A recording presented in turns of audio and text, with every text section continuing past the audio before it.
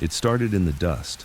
Long before Mickey Cohen ever wore a suit that cost more than a working man's car, he was just a poor Jewish kid on the streets of Boyle Heights, East LA, back when the city still smelled like gasoline, wet concrete, and ambition. He was small, always small, but he had the kind of eyes that didn't blink when fists came flying. That meant something in a city that chewed boys up and spat them out in gutters. The first time Mickey fought for money, he was 13. Some washed-up drunk outside a gym tossed him $5 to spar with a Mexican kid 2 years older. Mickey didn't win, not even close, but he didn't back down either. He took every punch like it was an investment, and he walked home bloody but proud. That night, lying in a cramped room he shared with his mother and 2 brothers, he didn't cry. He smiled. Because in this city, pain was currency, and Mickey had just made his first deposit. He started boxing full-time in his teens, heading out to Cleveland and even New York for matches. The ring gave him structure, but it never gave him peace. Mickey wasn't just hungry, he was starving. Not for food, not even for money, but for place. For a seat at a table where no one told him to get lost. The ring was honest in a way life wasn't. You hit, you got hit, and somebody walked out with their hand raised. But even with gloves on, Mickey knew the real power wasn't in punches. It was in who controlled the purse. So he came back to LA, and LA, that crooked gold-plated dream, welcomed him like a snake under the porch. The city was growing. Movie stars in the hills, politicians shaking hands with ghosts. Vice and glamour wrapped together so tight you couldn't tell where one ended and the other began. That's where Mickey found his first real teacher, Bugsy Siegel. Bugsy was everything Mickey wanted to be. Tall, clean-cut, terrifying behind a smile. He moved through Hollywood like he owned it, and in some ways, he did. Clubs, rackets, women, influence. You don't understand what influence smells like until you see a senator wait 30 minutes just to shake a gangster's hand. Bugsy had that. Mickey wanted it.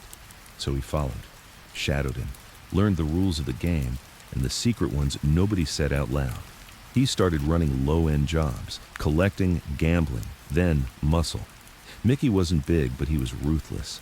If you owed the mob, he'd knock politely once, then come through the window the second time. Guys underestimated him. That was their mistake. Mickey never forgot a name, never forgave a debt, and most of all, never, ever let someone get away with disrespect. By 1945, Mickey was more than just a soldier. He was the one who made problems disappear. A crooked cop here, a loud bookie there, and when Bugsy opened the Flamingo in Vegas, Mickey was there too, watching, learning, sharpening his teeth. But everything that shines eventually cracks. And when Bugsy took a bullet to the eye in Beverly Hills, the whole city flinched. Mickey didn't. He stepped in like it was his birthright. No ceremony, no speech, just quiet moves in back rooms and bodies in alleys. He took over the rackets, the betting, the union skims, the protection. He paid off judges, held parties with starlets, shook hands with producers. In the daytime, he sat in diners sipping black coffee like a regular Joe. At night, he held court in tuxedos while the city's elite laughed too loud and lied too often. Los Angeles was his now, but something started following him. Not the law, not the feds, not even his enemies. It was sleep, or the lack of it. He couldn't rest, couldn't sit still. The dreams came in short flashes, blood on the walls. Bugsy's face half gone, screams he didn't recognize. He'd wake up sweating in silk sheets, the city quiet beneath him like a corpse no one wanted to bury. His girl would stir beside him, whisper something soft. But Mickey didn't hear softness anymore, only echoes. He told himself it was just the pressure, that every king has to carry weight, but even kings need sleep. And Mickey Cohen, ruler of the LA underworld, was starting to forget what sleep even felt like. And that's where the cracks began. He sat in the corner booth at Dave's Blue Room off Pico and La Brea, elbows resting on the sticky red vinyl, his drink untouched. It was late, maybe past 2, but Mickey didn't check his watch. He didn't need to. Time didn't move for him anymore. It just circled. Long days, longer nights, and in between, Flashes, images he didn't ask for. Sometimes it was Bugsy's body on the floor again. Sometimes it was his own mother's voice calling his name from somewhere he couldn't reach. The waitress, a blonde with chipped red nails and a smudge on her cheek, asked if he wanted anything else. "No," Mickey said, his voice low, gravelly. Just the silence.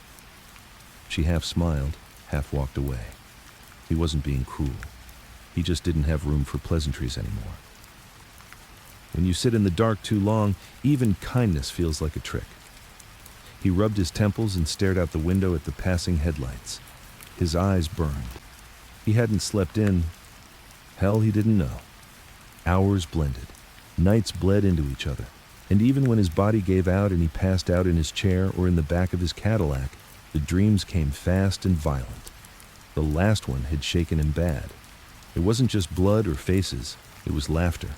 Loud, echoing laughter, like someone mocking him from inside his own mind. He couldn't place the voice, but it felt familiar. Maybe one of the guys he'd buried years back. Or maybe himself.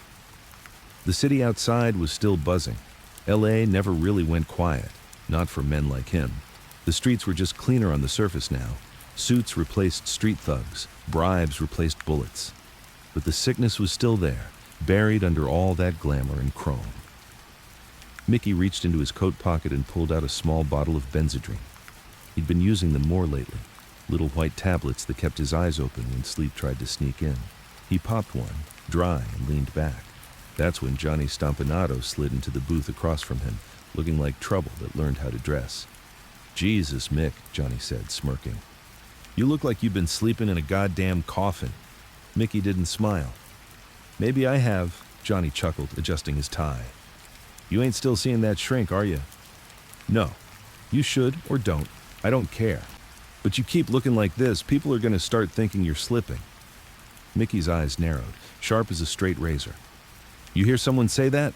Johnny raised his hands. "Relax. I'm just saying, image matters. You taught me that, remember?" Mickey didn't answer.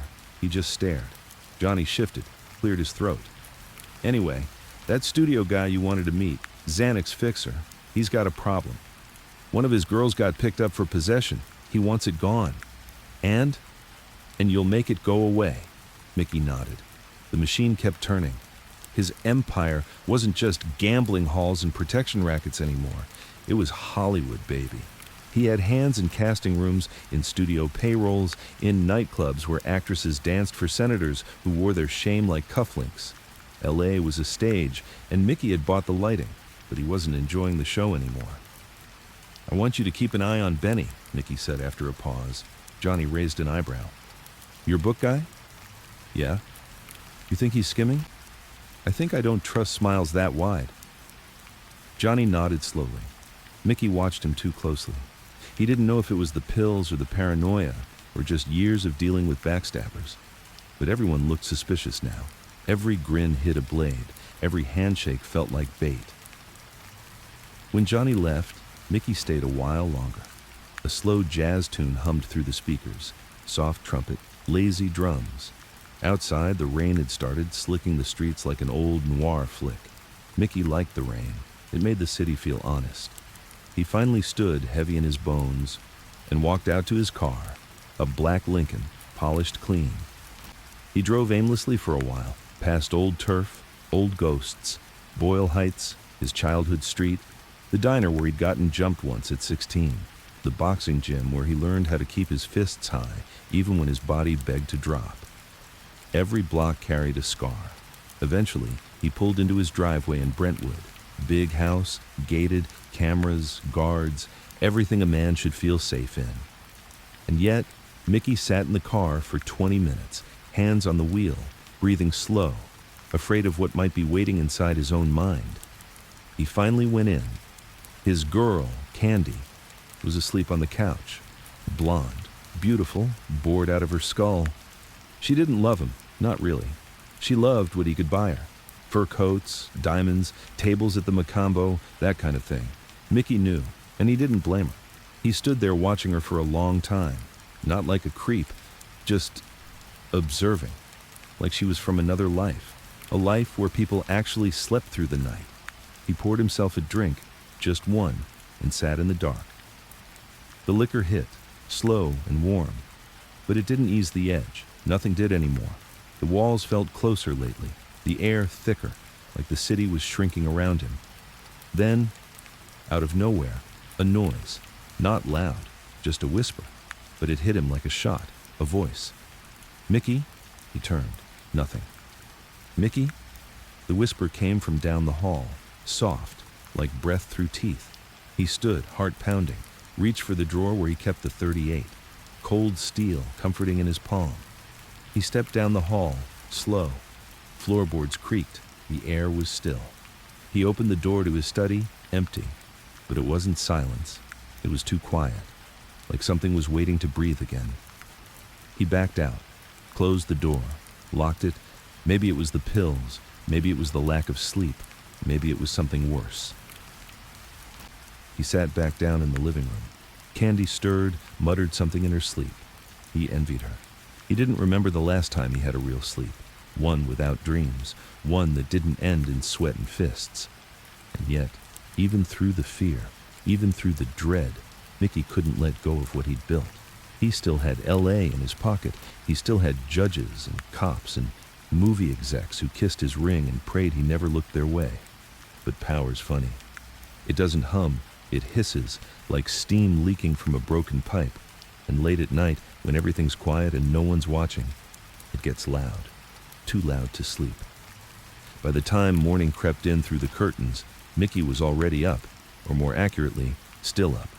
The sky outside was that dirty gray-blue color LA got when the smog rolled in early, swallowing the sun like a tired drunk.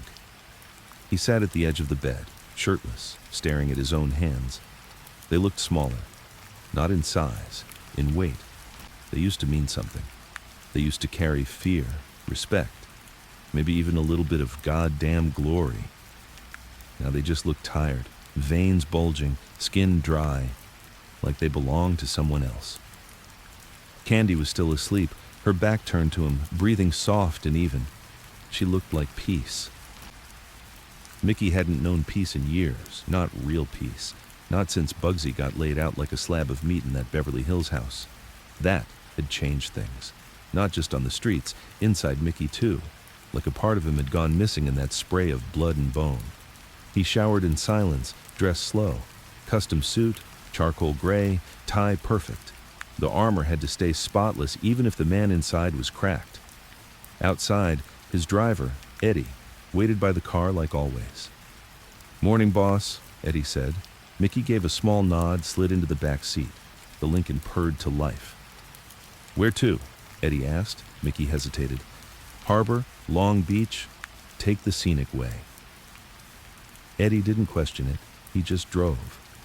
The city passed by, half awake. Storefronts still shuttered.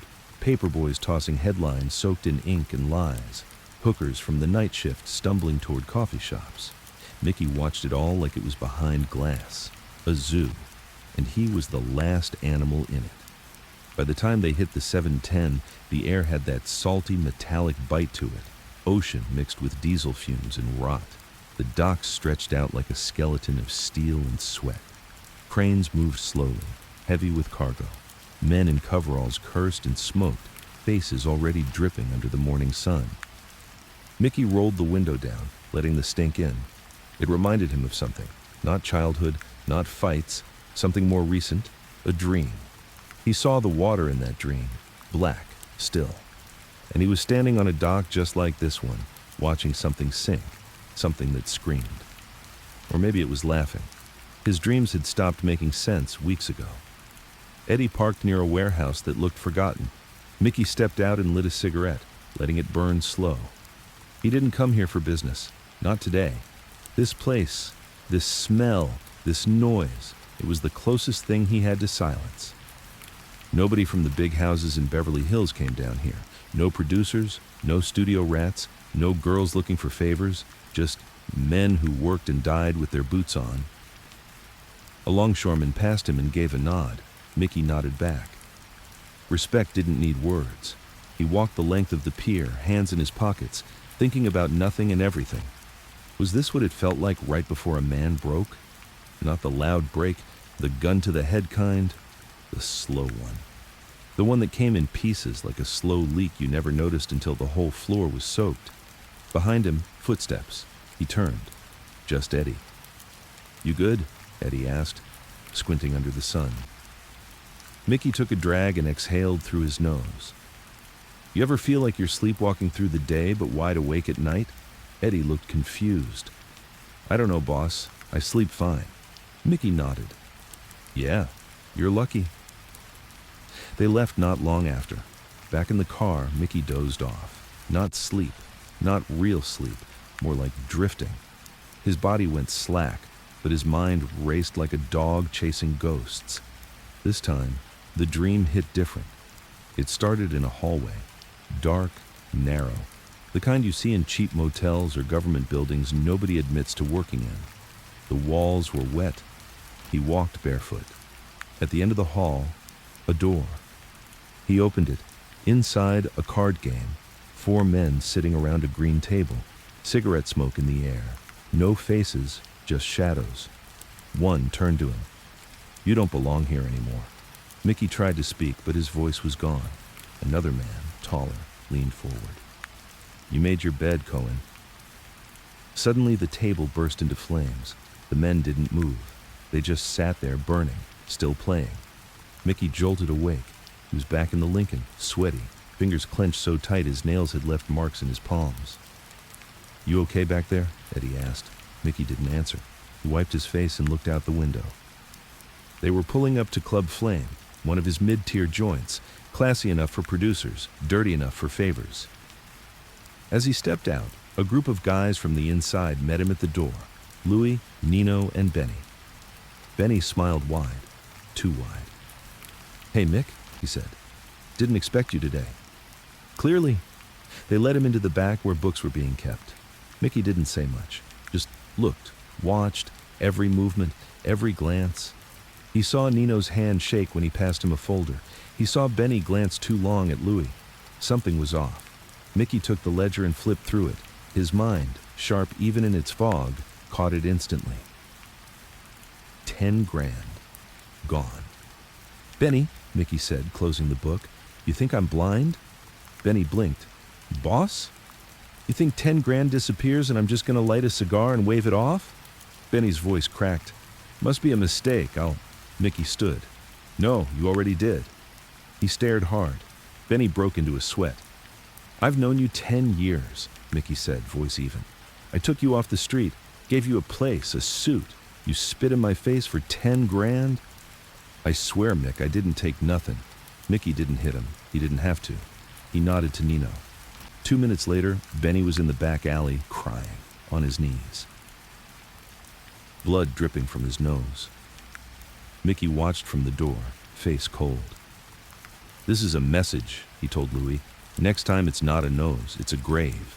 He walked back in, fixed his tie, and headed to the bar. Ordered water. He didn't feel good about it. But in his world, weakness spread fast, like mold. You had to cut it out before it spread. Later that night, he sat alone in his office, lights low, looking out over the city. His empire. It was still his, but it didn't feel like it used to. It used to be satisfying. The control, the fear, the respect. Now, it just felt heavy. He took out the pills again, then stopped. He looked at them for a long time and threw them in the trash. Sleep would come, or it wouldn't. But he wouldn't keep living off of powder and paranoia. He leaned back in the chair, closed his eyes, and just listened. To the hum of the neon sign, to the faint laughter from the club floor, to the sound of a city that, for all its ugliness, still whispered his name. Mickey Cohen wasn't dead, not yet, but something inside him was starting to rot, and deep down, he knew it. The next morning came like a bad joke. Bright sun, fake sky, the kind of weather LA wore like a mask, as if warm light could wash away what really happened in the city. Mickey sat in the back of the diner on Fairfax, the same booth he always used, back against the wall, clear view of the door. That was rule 1. Never sit with your back to the room. His eggs were cold, coffee untouched. He didn't eat much these days. Couldn't. His stomach was shot. Nerves, maybe. Or guilt. Across from him sat Mo Siegel, one of his old numbers men, the kind of guy who always smelled like aftershave and cigarettes. Mo had been around since before Bugsy's time. A quiet type, loyal, but too scared to do anything bigger than count. "So they're saying you're losing your grip," Mo said. Mickey didn't look up. "Who's they?" "You know, them. Everybody." Mickey finally glanced up. His stare was cold and flat, the kind that made men flinch without realizing. "You been talking to rats, Mo?" "No, Mick, come on. I don't give a shit about whispers. Let them whisper. Let them scream. They're still under my boot." Mo shifted uncomfortably. "It's just this Benny thing. It got around. You bust in his face like that, in front of Nino, in front of people. He stole. Sure, but some of the guys are saying maybe you snapped, that you ain't thinking straight." Mickey leaned forward slowly. "You think I care what some of the guys think?" Mo didn't answer. "I'm not here to please them, Mo. I'm here to remind them who owns this fucking city." Mickey stood up, tossed some bills on the table. "Eat your eggs," he said, then walked out. Outside, the air was hot. Too hot for October. Asphalt already steaming. People moved like ghosts in the heat. Slow, distant, glazed eyes behind sunglasses. Mickey lit a cigarette, standing next to the Lincoln, eyes scanning everything. It was happening again. The city didn't feel real, like it was tilting. The buildings looked taller, the sky wider, like he was shrinking inside his own life. For a second, he swore the people on the sidewalk weren't real at all, just actors walking through a set he forgot he built. Then Eddie pulled up, and the moment passed. Mickey got in. They headed downtown. The meeting was in a dusty room above a warehouse that fronted as a liquor distributor. Half a dozen men waited, local crew leaders, mid-level guys who ran things from Inglewood to Santa Monica. Faces Mickey knew too well, eyes that had seen too much. One of them, Frank Rizzo, big Italian kid with the brain of a toaster, was already sweating. Mickey clocked that instantly. "Everyone here?" Mickey asked, lighting a cigarette as he walked the room. No one answered. They knew better than to speak out of turn. "Some of you," he said, blowing smoke, "have forgotten how this works." He paced. "You get to eat because of me. You get to walk safe because of me. You sleep in homes that I let you pay for, because I gave you streets to run. And lately, I hear noise. I hear rumors about how I'm slipping, about how maybe I'm tired, that maybe my time is up." He stopped walking, looked at every man in the room. "Well, hear this now. If any of you think you can do what I do, step the fuck up. Take your shot." Silence. He waited. Still silence. He nodded. "That's what I thought." He turned toward Frank. "Except you, Frankie. You got something to say, don't you?" Frank shook his head, lips tight. "No, Mick, I'm good." "You sure?" "Because I heard you were talking. Said maybe the West Side should be its own territory. Independent." Frank's eyes widened. "I didn't. Someone twisted my words." Mickey pulled his pistol slow, didn't aim it, just held it. "You think this is a democracy, Frank?" Frank swallowed. "I didn't mean it like that. You meant what you said, that's the problem." Mickey walked up to him, put the gun under Frank's chin. "Say it again." Frank started crying, a grown man. 6'3", 250 pounds, pissing sweat in a room full of killers. "I didn't mean it, Mick, I swear." Mickey pulled the gun back and pistol whipped him once, hard enough to drop him to the floor. The room stayed dead silent.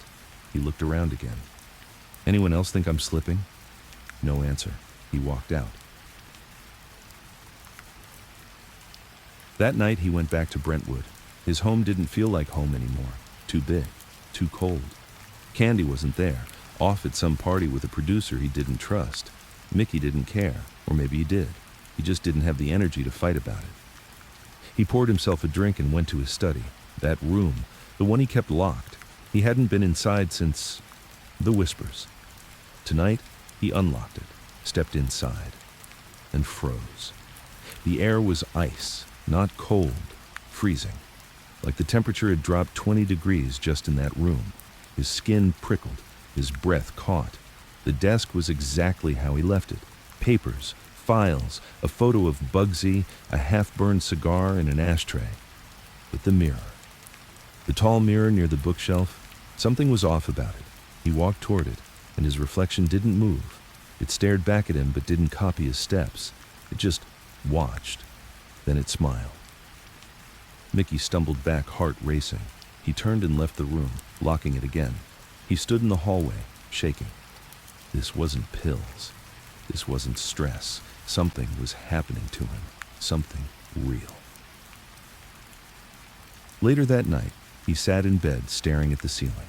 Candy came home smelling like gin and perfume that wasn't hers. She didn't say where she'd been. He didn't ask.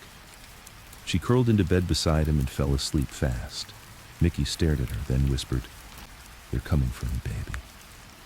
She didn't move. He didn't sleep, not even a minute. The next morning hit like a bad debt, silent, heavy, and waiting to be paid. Mickey stood at the edge of his backyard, looking out over the hills. His house sat high in Brentwood, tucked behind iron gates and trimmed hedges, but no amount of landscaping could bury what was eating at him. From up here, the city looked small, almost peaceful. A patchwork of smog and sunlight, stretching from the coast all the way to the shadows of East LA. Candy was still asleep, tangled in silk sheets, one arm thrown across the other side of the bed like she expected him to be there. But Mickey hadn't slept. Again, he hadn't even tried. His mind was doing this thing now, looping, circling, dragging memories up from the mud. Not memories you want, the kind that come knocking without warning, like a fist on a door you forgot you locked. He lit a cigarette, the lighter flicking loud in the morning quiet. Bugsy, that damn study, the mirror, the dream. He hadn't told anyone about the mirror, not Johnny, not Nino, not even Candy. What was there to say? That his reflection didn't follow him? That it smiled when he didn't? That the air turned cold in a locked room? They'd think he was losing it. Maybe he was. But not yet. Down on Sunset later that afternoon, Club Morocco was already alive. Too early for the real stars, but perfect for rats in suits and desperate men with something to sell. Johnny was waiting for him in the VIP room, tie loosened, sleeves rolled, sipping bourbon like it was medicine. He looked up as Mickey entered and gave him that easy grin, the kind that used to mean something. "Jesus, Mick," Johnny said. "You look like death skipped your house 'cause it felt bad." Mickey sat down across from him, lighting another smoke. "You get what I asked?" Johnny nodded and reached into a briefcase. He pulled out a thick manila envelope, passed it across the table. Mickey opened it slowly. Inside, photos, bank records, letters, and at the top, a name, Frank Rizzo. Mickey flipped through the photos. One showed Frank shaking hands with a man Mickey didn't recognize. Another showed him walking into a federal building. Another, the worst one, showed him sitting at a table across from a cop named Detective Halford, a name that had shown up before in places it shouldn't have. "Feds?" Mickey asked, quiet. Johnny nodded. "Not officially, but that ain't no coincidence." Mickey set the folder down and stared past Johnny, toward the curtained windows. "You think he's turning?" "I think he already did." Mickey exhaled slow, like a man taking off a jacket full of bricks. "I should have buried him yesterday." Johnny said nothing. "I gave that kid everything.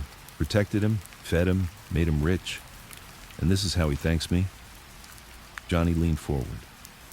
"It's the times, Mick. Guys ain't loyal like they used to be. Everyone's looking for the exit before the house burns down." Mickey looked him dead in the eye. "Then let's give him a reason to burn." By nightfall, Frank Rizzo was missing. Nobody saw him leave his house. No calls, no noise, no body, just gone. And that was enough. The message spread like smoke through the streets. Mickey hadn't gone soft. He hadn't lost his edge. He was still the king, and kings don't negotiate with traitors. But the wind didn't taste sweet. Mickey sat alone in his Brentwood study again, door locked, gun on the desk beside a glass of bourbon and another untouched bottle of pills. The mirror stood silent in the corner. He'd avoided looking at it since that night, but it was like a magnet, a threat and a dare all at once. Finally, he stood up and walked toward it, stared. This time, the reflection followed. He turned his head. It did too. He reached up, touched his cheek. So did it. But the eyes in the mirror looked older, not tired, not weary, just older. Like they belonged to a man who'd already died and was still pretending to breathe. Then, the whisper, not from the mirror, from behind him. Mickey. He turned fast, gun raised. Nothing. The room was still. Only the soft ticking of the grandfather clock. He turned back to the mirror, and his reflection was smiling again. His finger twitched on the trigger. Then, Candy screamed.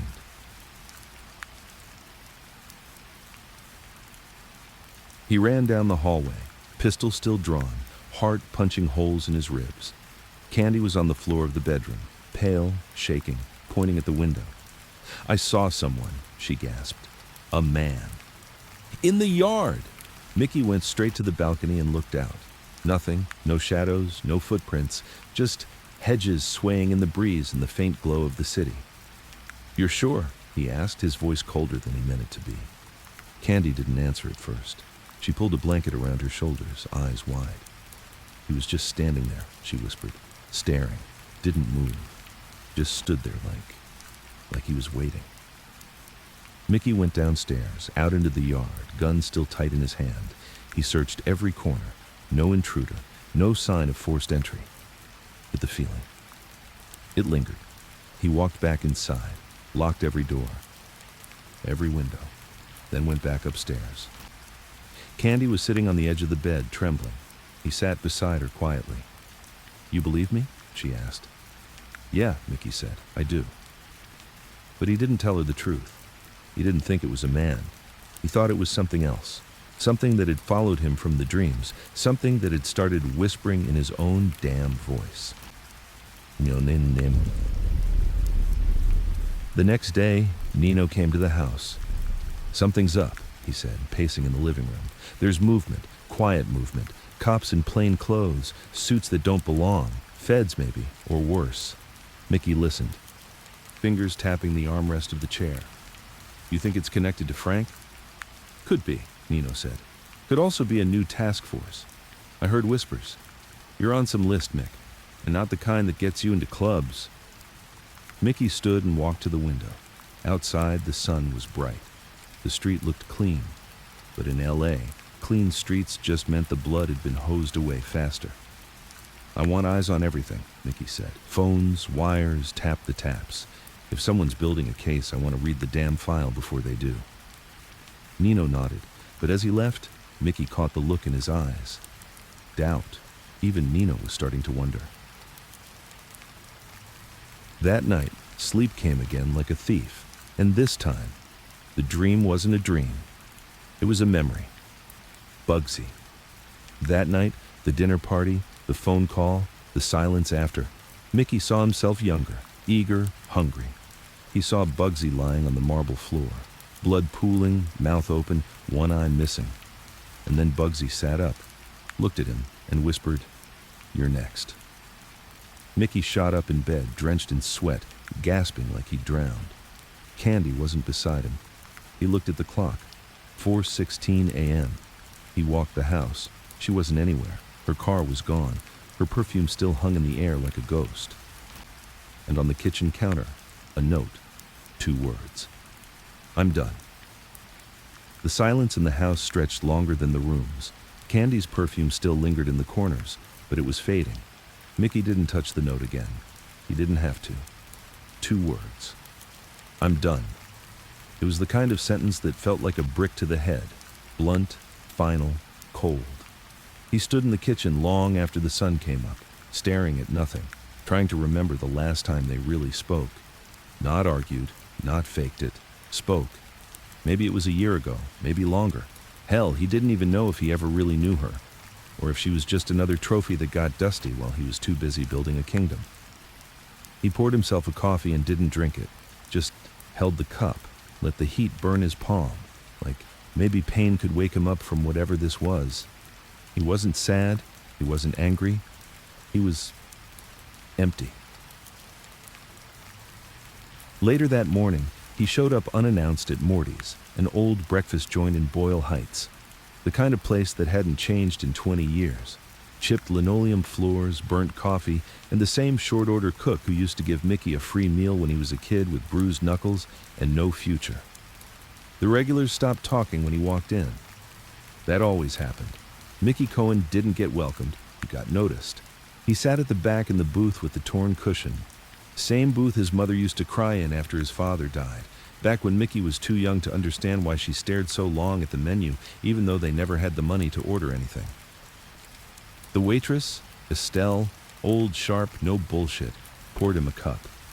"You look like hell, Mick." "Thanks," he said. "It's part of the charm." She nodded and walked off. The place smelled like grease and regret. Mickey liked it better than most of the five-star restaurants he was seen in. No cameras here, no starlets with fake laughs, just working people and ghosts. He sat for an hour, didn't eat, just listened. To the forks clinking, to the static on the radio, to the murmurs of people who tried not to look at him. He thought about Candy, he thought about Bugsy, he thought about the mirror, and then he thought about Frank Rizzo's body, or the lack of it. The guy vanished. That wasn't supposed to happen. Mickey had ordered Nino to handle it clean, but clean meant final, not invisible. The feds hadn't shown up yet, but that was the problem. They were too quiet. Back at the office above the tailor shop on La Cienega, Johnny was waiting. He was smoking, pacing, jaw tight. That wasn't like him. Johnny was smooth, always. "What?" Mickey said as he stepped in, shrugging off his coat. Johnny tossed a manila envelope on the desk. Photos again. Candy, coming out of the Sunset Tower Hotel, with a man. Not a producer, not a studio rat. Detective Halford, same cop Mickey saw in the photos with Frank. Johnny didn't speak. He didn't need to. Mickey picked up the photo, looked at it a long time, then dropped it on the floor. "She flipped?" he asked, more to himself than anyone else. Johnny sat down across from him, slow. "I don't know. But she's not just gone, Mick. She's talking." Mickey leaned back in his chair. Every muscle in his body tensed, then relaxed, like someone pressing the edge of a knife into his spine, pulling back just before it drew blood. "She knew enough to hurt me," Mickey said. Johnny nodded. "She knew everything." Mickey rubbed his eyes. "You think Halford turned her?" "Maybe. Maybe she went to him. Maybe she's been setting you up for months." Mickey didn't answer. He stood, walked to the window. Outside, the city moved like it didn't care. People crossed streets. Horns honked. Somewhere a baby cried. Life kept going, even when yours was unraveling. "She said she loved me," Mickey said, almost a whisper. Johnny didn't respond, because they both knew better. That night, Mickey didn't go home. He drove, alone, no driver, no gun. He drove through the old streets, back alleys, loading docks, back to where it all began. To the gym where he first put on gloves. To the corner where he first broke a man's nose for money. To the warehouse where Bugsy taught him how to make people disappear without leaving a mess. At one point, he parked on Whittier Boulevard, right outside an old church. He didn't go in, he just stared. He hadn't been in a church since his ma died. Back then, he lit candles, prayed like a good son, promised he'd go straight. But life had other ideas. Now the candles were cold. Now the prayers were empty. Now the only thing he believed in was fear. Back in the car, Mickey felt it again, that crawling sensation under his skin, like something was watching him. He checked the rearview mirror. Nothing. Then he looked again. A face, not outside, not behind him, in the mirror. Bugsy. Bloody, grinning, missing half his skull. "You forgot who made you," the face said.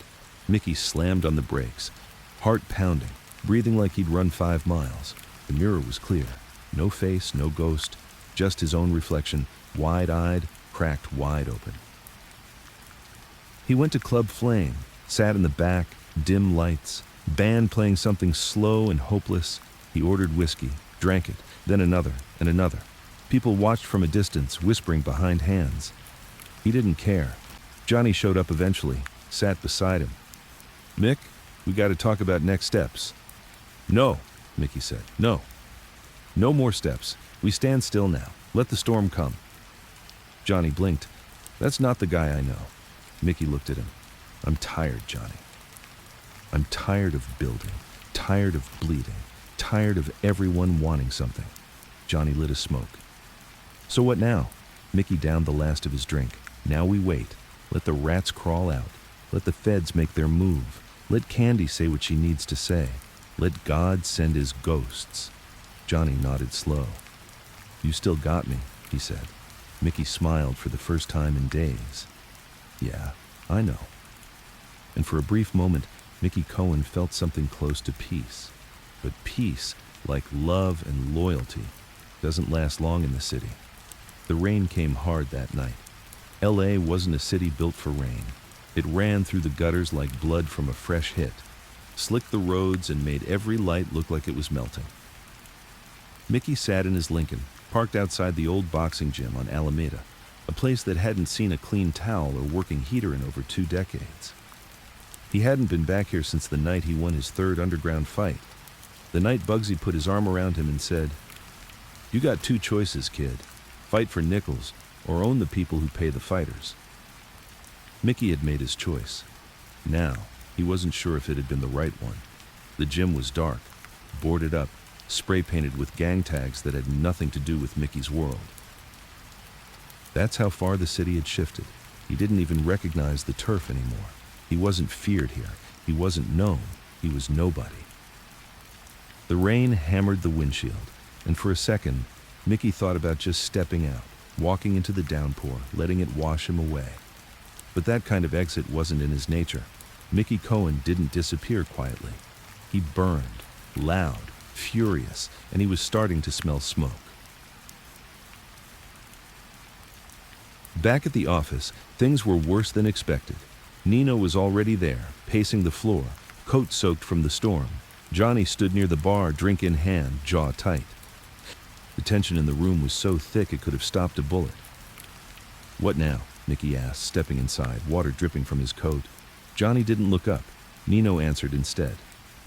"Halford's building a case. Grand jury, witnesses, tapes." Mickey blinked slow. "Tapes?" "Yeah," Nino said. "They got bugs in 2 of our clubs, one of your safe houses too. And Halford, he's calling Candy a primary source." Mickey didn't speak. He walked to the desk, lit a cigarette with shaking fingers, and stared at the map of the city he kept pinned on the wall. Pins, strings, names. Half the people on there were already dead or in hiding. The rest were probably talking. "You think she's flipped completely?" he asked, voice low.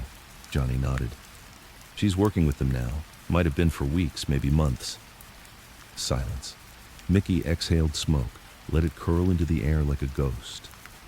"She knew where the books were," he muttered. "She knew where the money was moved, who got paid off, which judges." "Exactly," Nino said. "They're going to crucify you." Mickey turned. "No, they're going to try." He made the call that night, an old number, a fixer who only came out of retirement for one reason, to clean up something that couldn't be mopped with cash or violence. "Her name's Candy," Mickey said into the phone. "You know where to find her." A pause. "You sure?" the voice on the line asked. "I'm sure," Mickey replied. But when he hung up, his stomach turned, not from regret, from something worse. Doubt. Not about her, but about himself. Because Mickey Cohen had ordered hits on men who stole from him, lied to him, disrespected him. But this was different. This was someone who'd once whispered in his ear at night, someone who knew how he liked his coffee, who read poetry out loud when she thought he was asleep. And now she was handing him to the feds with a ribbon on it. Maybe she deserved it. But Mickey, he wasn't sure he could stomach it. Sleep didn't come. Of course it didn't. He sat in the office, lights low, thunder rumbling in the distance, sipping bourbon and listening to the walls breathe. That's what they did now. Breathed. Like they were alive. Like they knew what was coming and didn't want to be part of it.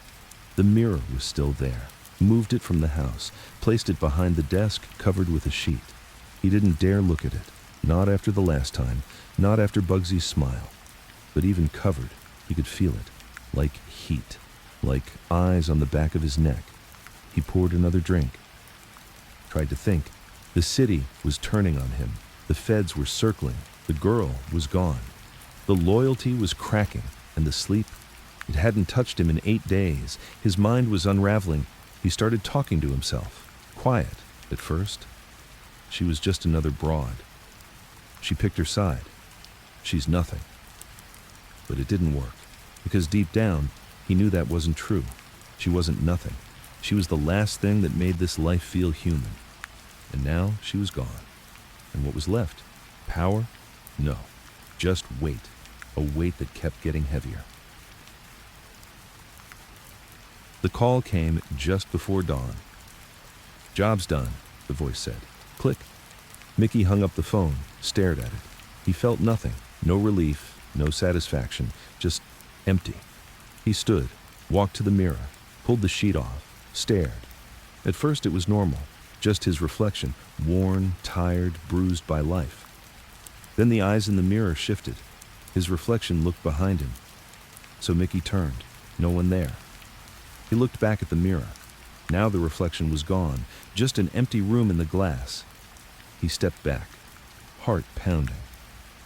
"What are you?" he whispered. The mirror didn't answer, but deep inside, Mickey already knew. It wasn't haunted. It was just honest. It showed the man he'd become, and it didn't blink. Later that day, a knock at the office. Johnny opened the door. It was Halford, dressed like a businessman now. No badge showing, just calm. Mickey didn't stand, didn't reach for a gun. "Brave of you," he said, motioning for the cop to sit. Halford did. "We got enough to bury you," Halford said. "I know," Mickey replied. Halford pulled a recorder from his coat, set it on the desk, pressed play. Candy's voice, clear, describing everything, names, money, deals, even love.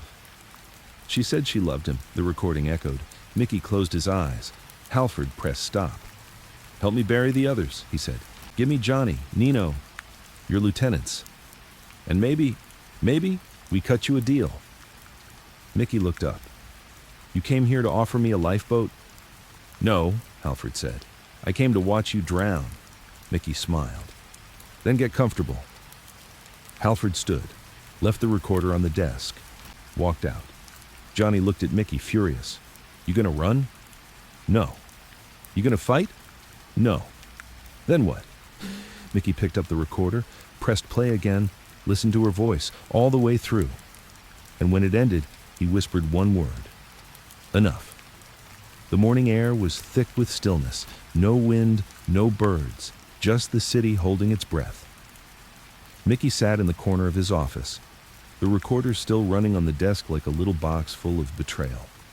Candy's voice looped over and over again, skipping now from being rewound too many times, like it was trying to choke itself to silence. But it wouldn't stop. "I saw the ledgers in the bedroom drawer. They moved the money every Tuesday. He never hit me, but there was fear." His eyes changed after Bugsy died. They were colder, like something inside him stopped working. Mickey finally stood, walked over, and ripped the tape out. He didn't smash it, didn't curse, didn't throw it against the wall like some cheap drunk with hurt feelings. He just set it down gently, like he was laying a flower on a grave. And then, without a word, he went to the bar, poured a glass of bourbon, and drank the whole thing in one long, burning pull. The walls in the office felt closer now. The city had changed outside. You could smell it. Even in a place like Los Angeles where fake smiles and plastic money covered everything, the shift was real now. The papers weren't calling him a king anymore.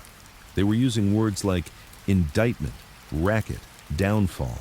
All those years buying judges, cops, politicians, it had slowed the clock, but it hadn't stopped it.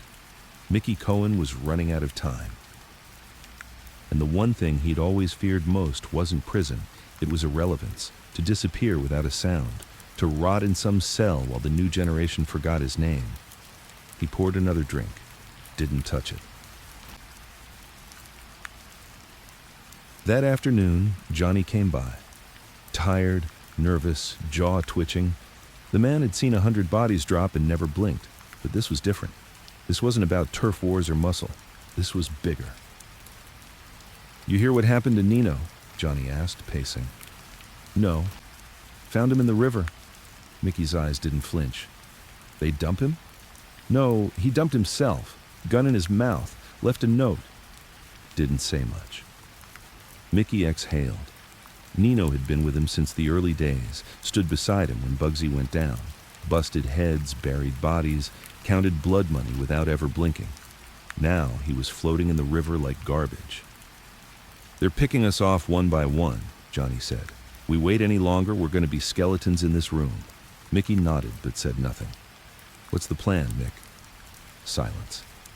"What's the F-King plan?" Mickey finally looked at him, calm, cold. "You want to run?" "I want to live." Mickey walked to the window. The sky was pale and gray. The streets looked like veins. From up here, the city still looked like it was his, but it wasn't. Not anymore. "I never built this life to run," Mickey said. "I built it to outlast them," Johnny snorted. "And how's that working out for you?" Mickey didn't answer. He didn't have one.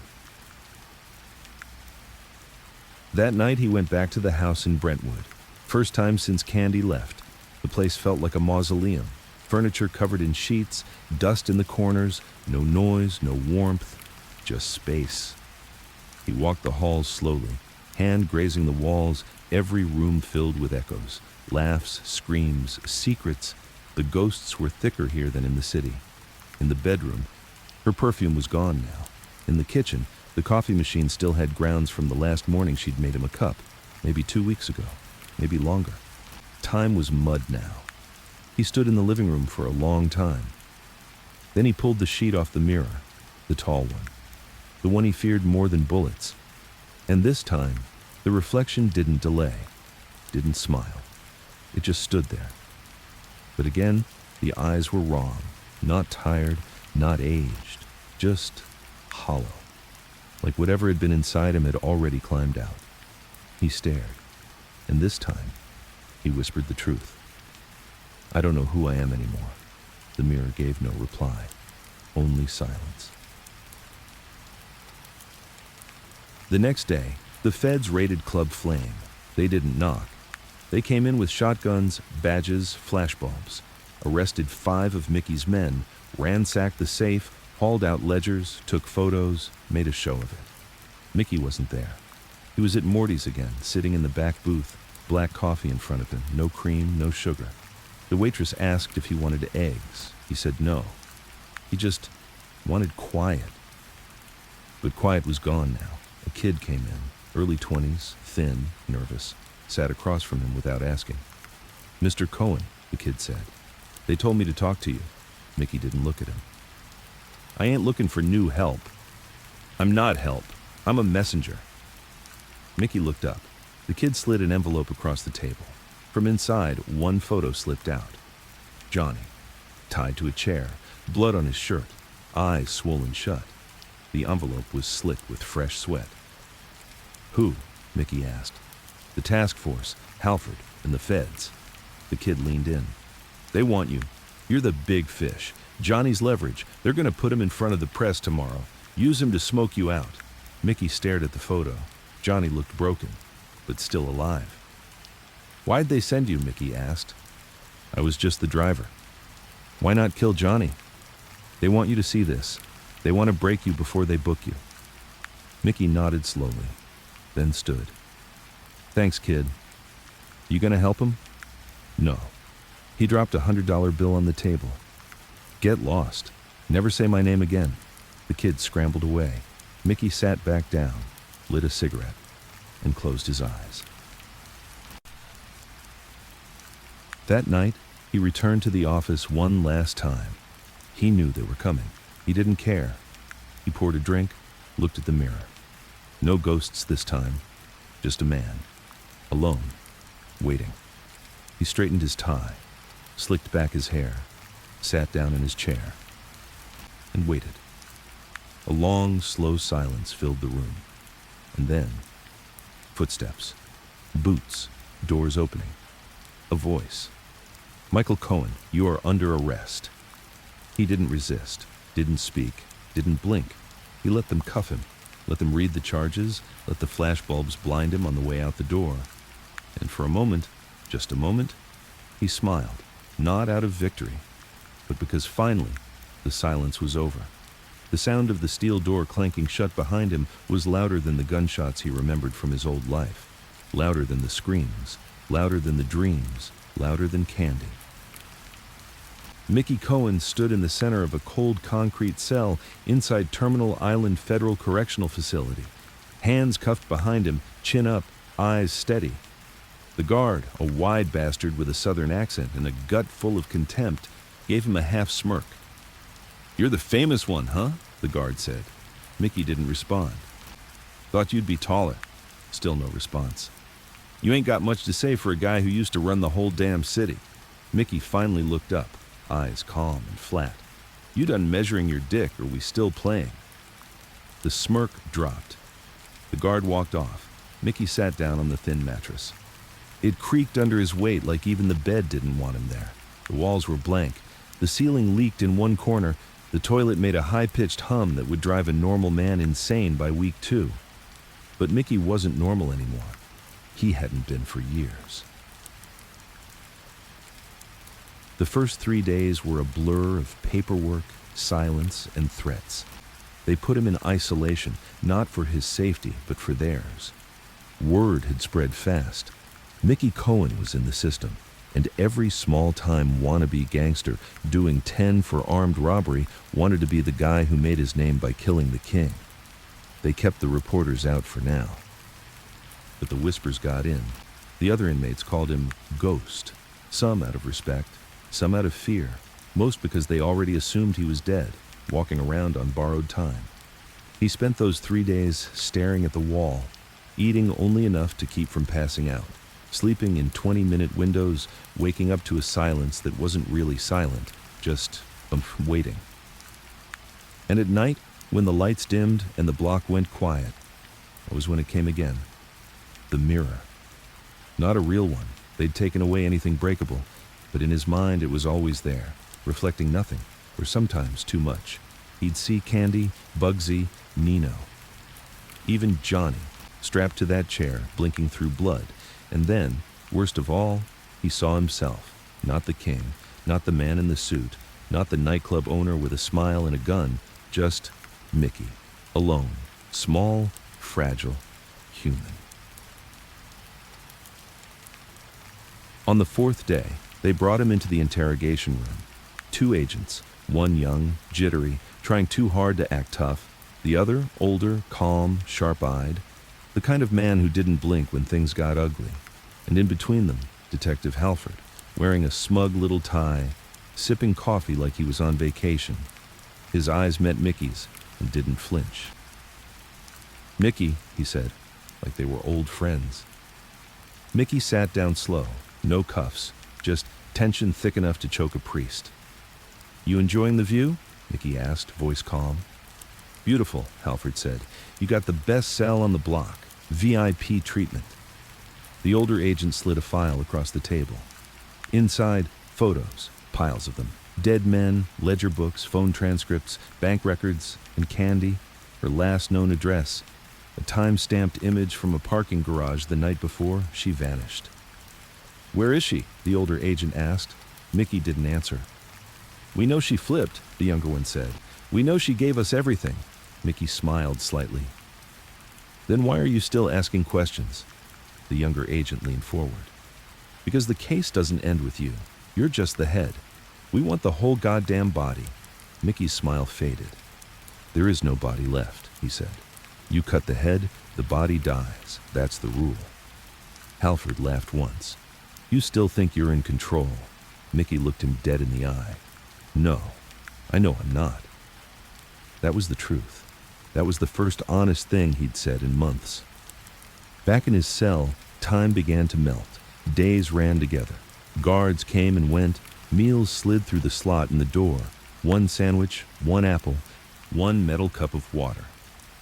He ate in silence, shat in silence, dreamed in chaos. The mirror came every night. Now it showed different things. Sometimes Candy was alive, sometimes dead. Sometimes Bugsy talked to him, told him secrets, told him he'd always been the better man. Sometimes the mirror showed nothing at all, just blank space, no reflection, no Mickey, like he'd finally stopped existing. One week in, the guards let him into the rec yard. It was a cloudy day, sky flat and gray, just like the gravel under his feet. The other inmates watched him. Some nodded, a few turned away. One or two stared too long. He ignored them all. He walked to the far fence, lit a cigarette one of the guards had slipped him, probably for bragging rights, and he looked up at the sky. Didn't pray, didn't speak, just breathed. And for a brief second he felt the weight lift, like the city had finally let go of his throat. But it didn't last, because that's when the kid showed up. Skinny, wire-rimmed glasses, young, way too clean to be doing time. He walked over like he was meeting a friend for lunch. "You're Mickey Cohen," the kid said. Mickey looked at him. "You're observant." "I'm writing a book."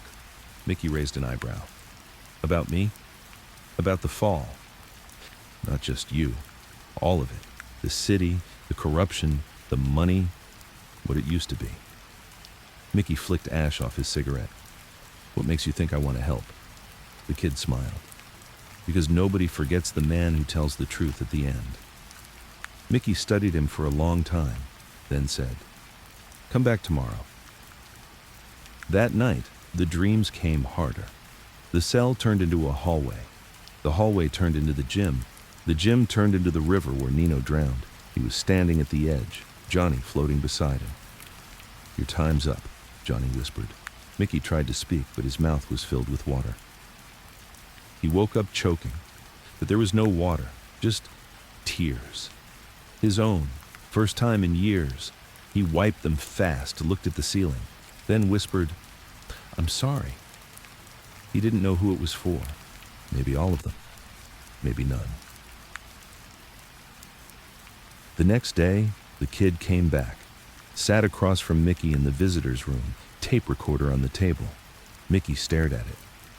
"You sure you want this?" he asked. The kid nodded. Mickey leaned in, and he began. He told it all. Bugsy, Vegas, the first man he killed, how he kept money hidden in the wall behind a painting of the Virgin Mary, how Candy once pulled a knife on him during a fight, and he let her. How the feds offered him 5 lives in exchange for his freedom, and he turned them down. He talked for 3 hours, didn't flinch, didn't lie. The kid just listened, and when it was done, Mickey leaned back, lit a cigarette, and asked, "You get what you came for?" The kid nodded. "I think people are gonna hate you," he said. Mickey smiled. "Good. Then I told it right." That night, the mirror came again, but this time, it showed something different. Not a ghost, not a reflection, not a vision, just a man, old, wrinkled, scarred, but real. Mickey Cohen, and for once, the man in the glass didn't look away. The kid came back the next day, and the next, and the next after that. Every time he showed up with that little tape recorder and a yellow legal pad, Mickey sat down and let the floodgates open. No hesitation, no apologies. The guards stopped asking questions. They just let it happen. They probably thought Mickey was doing it for vanity, for some warped need to still be seen as important. But it wasn't that. Mickey knew his name wouldn't be carved on any statues. There would be no streets renamed after him, no biopics where he came out looking like the tragic anti-hero. He'd go down as a criminal, a villain in someone else's sanitized story of Los Angeles. So this was just his shot at getting the record straight. And the kid, David his name was, he was smart enough not to interrupt. He listened, asked questions only when he had to. But he had that look in his eyes, that wide, glassy-eyed look of someone who thought they were talking to history. Not a man, not a gangster, just a headline in flesh. Still, Mickey didn't mind. Let the kid have his illusions. He was getting what he needed too. "Tell me about Bugsy," David asked on day 4. Mickey leaned back in his chair. The walls in the visitation room were yellowed, like a smoker's teeth. The fluorescent lights above buzzed in and out like they were fighting for life. "You ever watch a man walk into a room and make it stop breathing?" Mickey asked. David shook his head. "Well, Bugsy Siegel did that," Mickey said. "He didn't walk, he floated. Guys like me, we had to earn our reputation, fight for it. But Bugsy, he was the room from the minute he walked in." David clicked on the recorder. "What was he to you?" Mickey didn't answer right away. Then he said, "My future." He lit a cigarette. "The guards let him smoke here now. It was easier than pretending he'd stop. When I was nothing, Bugsy gave me a job. He didn't need to. I was just a punk. But he saw something. Maybe it was hunger. Maybe he saw himself in me. Before the fame, before the madness. But he taught me how to move in silence, how to make a man disappear without leaving a trace." Mickey paused. Then he got sloppy. David tilted his head. "Sloppy?" "Vegas," Mickey said. "That fucking casino, Flamingo. He got soft. Started believing his own hype. Started thinking the city wouldn't swallow him whole just like it does everyone else." David waited. "He died alone," Mickey said quietly. "In a house he didn't own. Shot in the eye. They called me right after, said, 'The king's dead, kid. Time to grow up.'" Later that night, in his cell, Mickey stared at the ceiling. The mirror didn't come that night, but Bugsy did. Not in reflections, not in dreams, in memory. They were sitting in the back of the Macambo, 2 girls on each side, drinks flowing. Bugsy was laughing so hard he choked on his own cigarette smoke. Mickey remembered thinking, "This is what it feels like to own the world."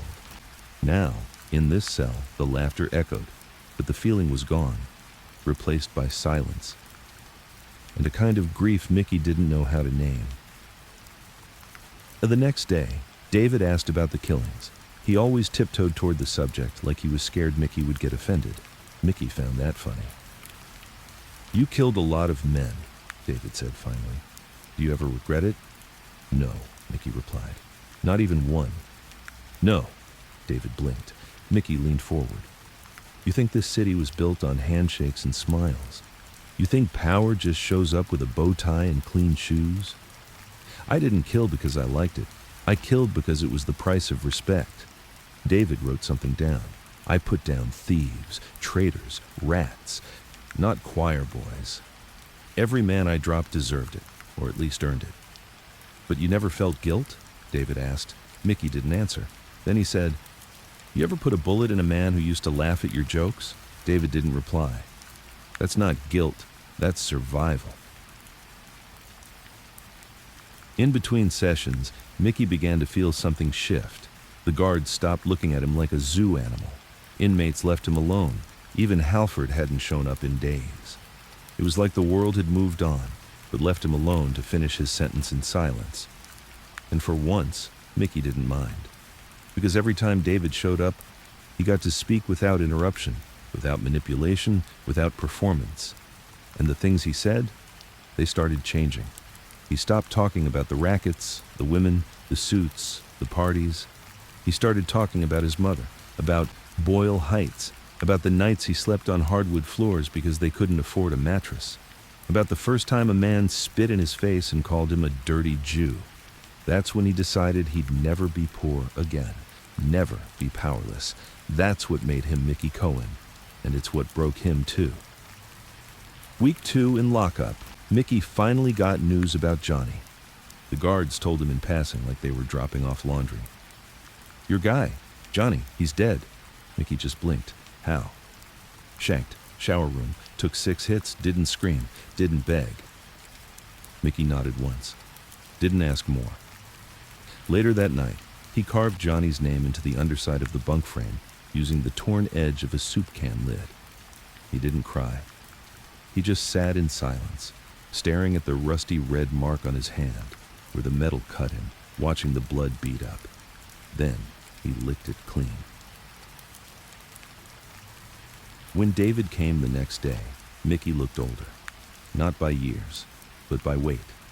He didn't even greet the kid.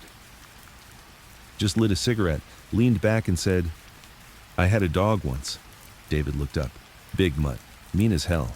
Used to tear through fences. We couldn't afford a leash, so I'd tie him up with a belt. One day, he broke loose, ran wild through the neighborhood, bit a kid on the leg.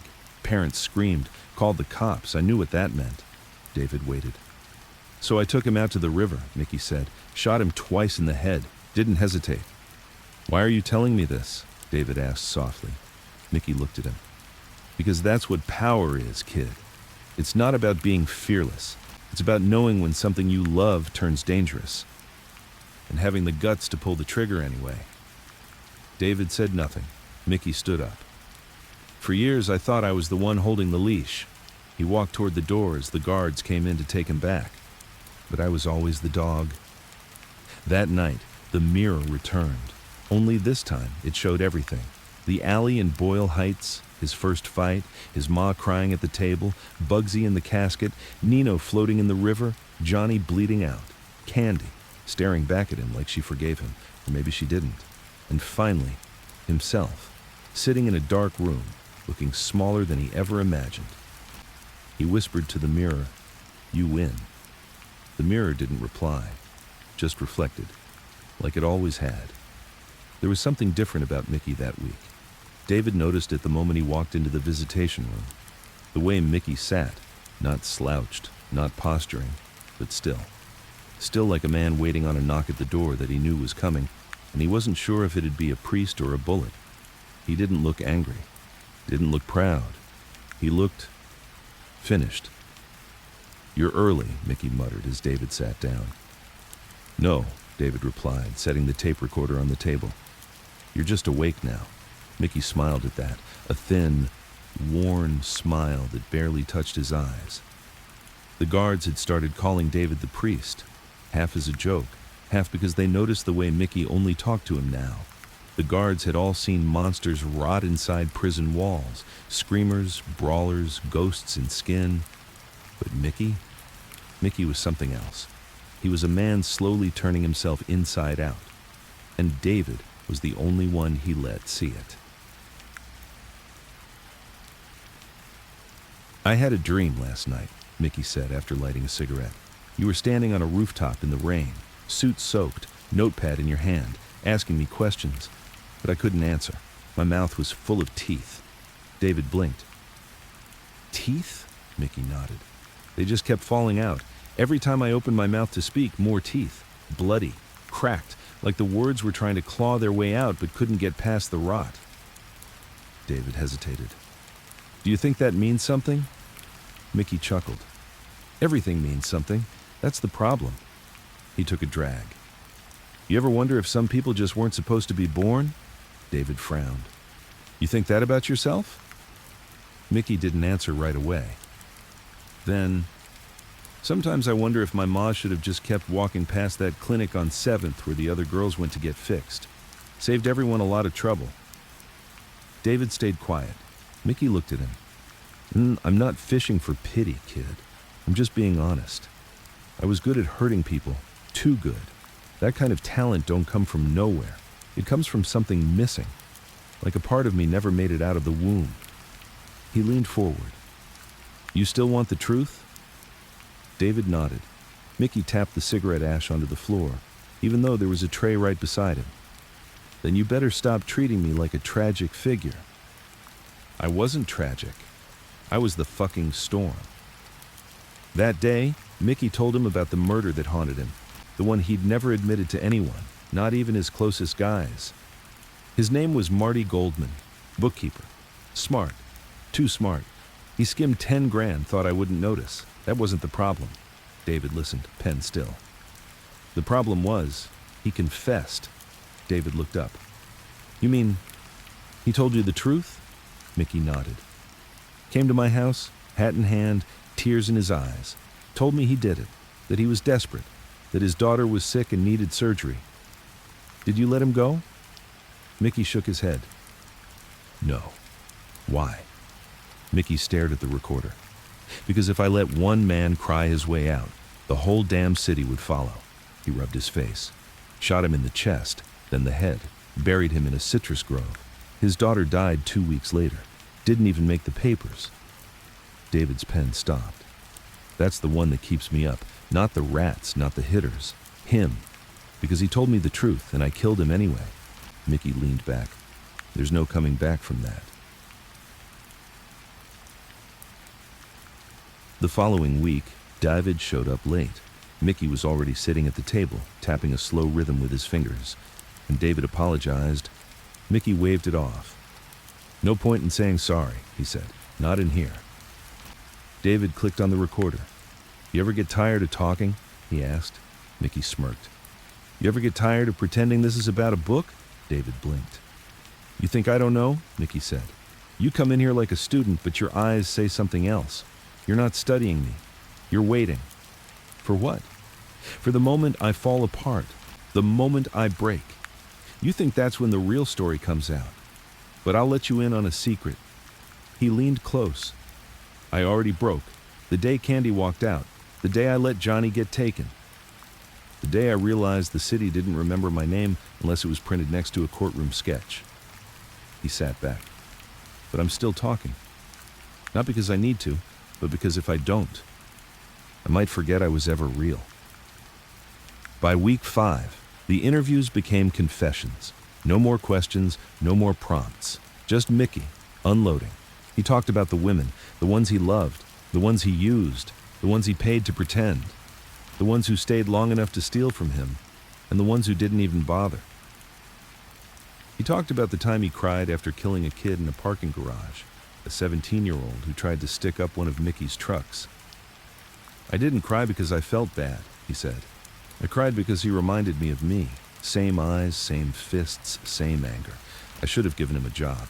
Instead, I gave him 2 in the chest and left him on the pavement like a stray dog. He talked about the time he almost killed himself. Right after Bugsy died, bottle in one hand, gun in the other. The only reason I didn't pull the trigger was because I couldn't figure out who'd clean up the mess. I didn't want to leave blood on the carpet. He chuckled at the absurdity of it. I was more afraid of stains than death. That's how fucked my priorities were. Then, one day, David stopped coming. No explanation, no message, just gone. The guards didn't know anything. Mickey waited. 1 day, 2, 3. Then, he stopped asking. He knew the kid had gotten what he came for, gotten his story, his tragedy, his final act. And now, he was gone. Back to whatever world people like David came from. A world of morals, of publishing deals, of forgetting men like Mickey Cohen. That night, Mickey stared at the blank wall in his cell. He whispered, "You done with me too?" The mirror didn't answer, didn't appear, didn't reflect. For the first time in weeks, he was alone, truly alone. And that, more than prison, more than the feds, more than the ghosts, that was the thing Mickey Cohen had never prepared for. The next morning, he asked for paper, a pen. The guards gave it to him, confused. He wrote his first letter in 15 years. To Candy. He didn't know where to send it, didn't even know if she was alive, but he wrote it anyway. Dear C, you always said I didn't know how to say what I felt, that I only knew how to give things or take them. You were right. So I'm writing this not because I think it matters, but because if I don't say it now, I'll never say it. I loved you, and I hated you for making me feel human. And I'm sorry, not for what I did, but for what I didn't do. For not fighting for you, for not choosing you over the empire. You were the last good thing I had. And I ruined it, like I ruin everything. Wherever you are, I hope you got away clean. M. He folded the letter, stared at it, then tore it in half, then again, and flushed the pieces down the toilet. It began with a twitch in his left hand. Mickey ignored it at first. Just a nerve, he figured. Some old bullet fragment shifting in the muscle, maybe. He'd taken more beatings than he could remember. His body was a scrapbook of violence. Pain was nothing new. But this twitch didn't stop. Then it spread, from his hand to his shoulder, then to his jaw. Little things, barely noticeable, but they came with weight, like something was shifting underneath the skin, slow and deliberate, like a ticking bomb buried too deep to defuse. He didn't tell the guards, didn't ask for a doctor, didn't complain. Mickey Cohen didn't beg for help, not even now. But he noticed it, and he knew what it meant. The next few weeks moved like molasses. No more interviews, no more David, no letters, no visits, no attention, just repetition. Wake up, cough, piss blood sometimes, eat tasteless food, stare at walls, remember things he didn't want to remember, and dream. God, the dreams. They came harder now, not the mirror anymore. That had stopped after the letter. Now it was his mother. She came every night, always in the kitchen from their old apartment in Boyle Heights, wearing the same green apron, stirring soup, humming a Hebrew lullaby. And every night she'd turn to him and say, "Moish, you cold yet?" She was the only one who still called him that. Moish, his real name. Not Mickey, not Cohen, not the king of LA, just Moish. He'd wake up from those dreams shaking, shivering, sweating like he'd just run through fire. And worse, he'd feel lonely. That was the worst part. Not the sickness, not the weakness in his bones, the loneliness. One morning, a new guard came on duty. Young, green, had that stiff-backed posture of a man trying to prove something. He stared a little too long during roll call. When Mickey caught his eye, the kid flinched. "You know who I am?" Mickey asked. The kid nodded. "My dad used to talk about you." Mickey chuckled. "Let me guess. Said I was scum." "No," the kid said. "Said you were dangerous." Mickey smirked. "Tell your old man he was right." The kid didn't answer, just turned and walked away, trying not to look rattled. Mickey watched him go, then whispered to himself, "That's the last time I'll scare someone." The pain got worse. It settled in his spine like a blade lodged between his vertebrae.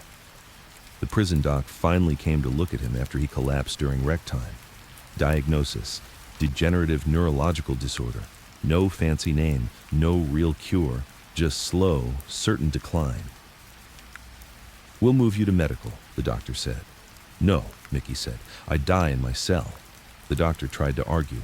Mickey didn't flinch, and so they left him there, in the same 4 concrete walls, same metal bed, same rusted toilet, but now with a cane and a bottle of pills that only dulled the pain for a few hours at a time.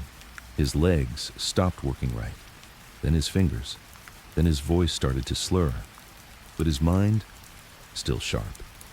Too sharp. That was the curse. He spent most of his days watching the dust in the sunlight, tiny specks drifting across the beams that came in through the slit of his barred window.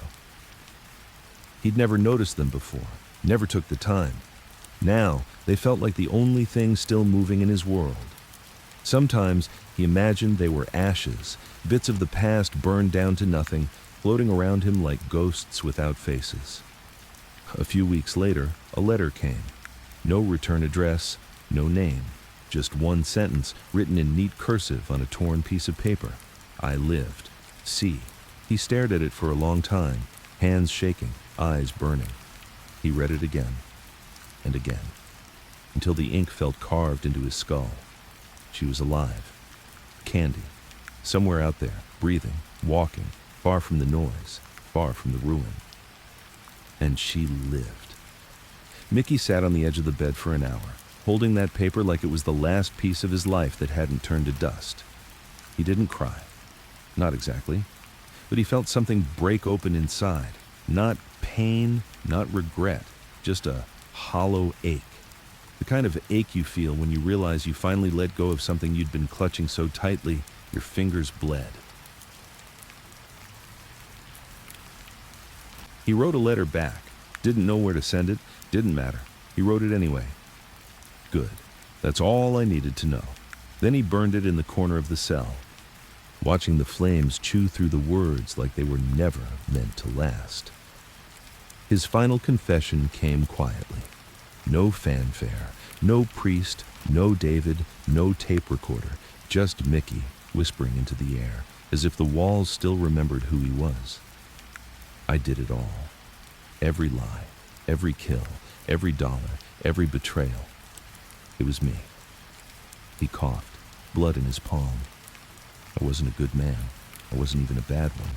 I was just what the city needed me to be. Until it didn't. He smiled, eyes closing. And I think that's enough now. One morning, the guard came to bring breakfast and found Mickey still, sitting up. Back against the wall, eyes closed, hands folded in his lap like he was waiting for someone to walk in and say his name one last time.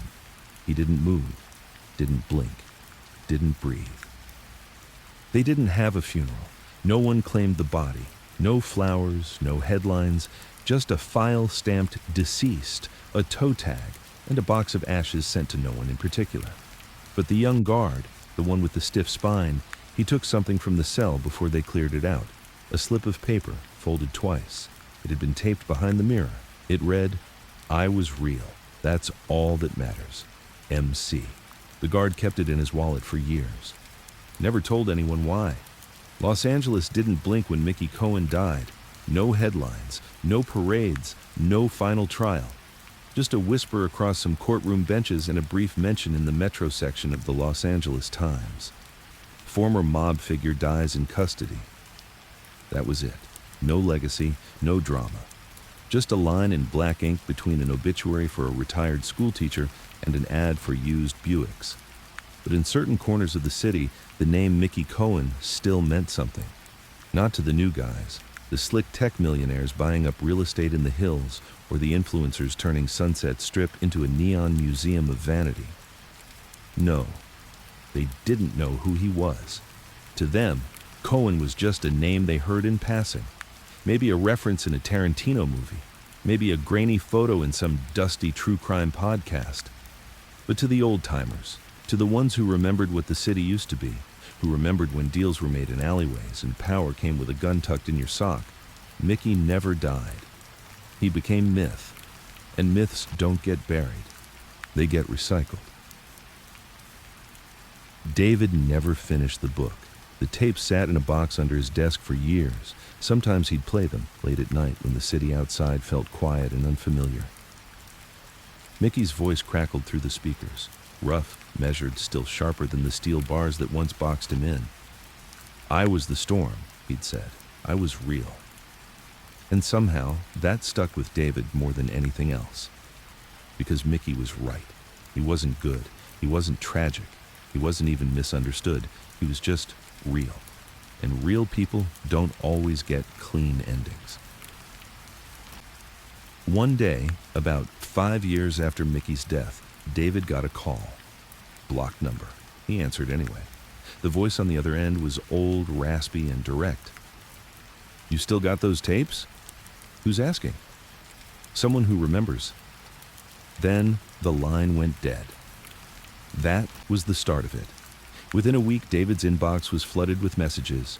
Journalists, producers, shady men with burner emails, all asking the same thing. "Is it true? Did you talk to him?" They didn't want the truth. They wanted content. Mickey's story, or the idea of Mickey's story, had become hot again. Some streaming service was adapting a new show about LA's underworld.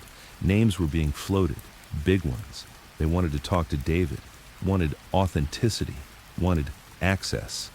David didn't answer any of them, because deep down, he knew what Mickey would have said. Let him guess. That's how legends survive. But that didn't stop the storm. Within months, blogs were publishing never-before-heard accounts of Mickey's final days. Most of it was bullshit. Second-hand quotes, fabricated letters, anonymous sources claiming they smuggled whiskey into the prison for him or delivered his last message to a secret lover in San Diego. None of it was true, but that didn't matter, because Mickey had already said it. "They'll remember me wrong, and I'm okay with that.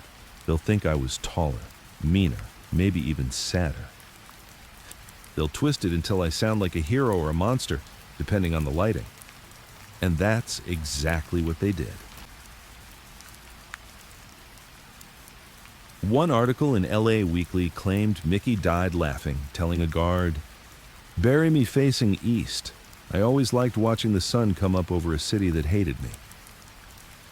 Another article in Vice insisted he confessed to more than 30 unsolved murders in a hidden journal buried somewhere in Terminal Island, a journal that, of course, no one ever found.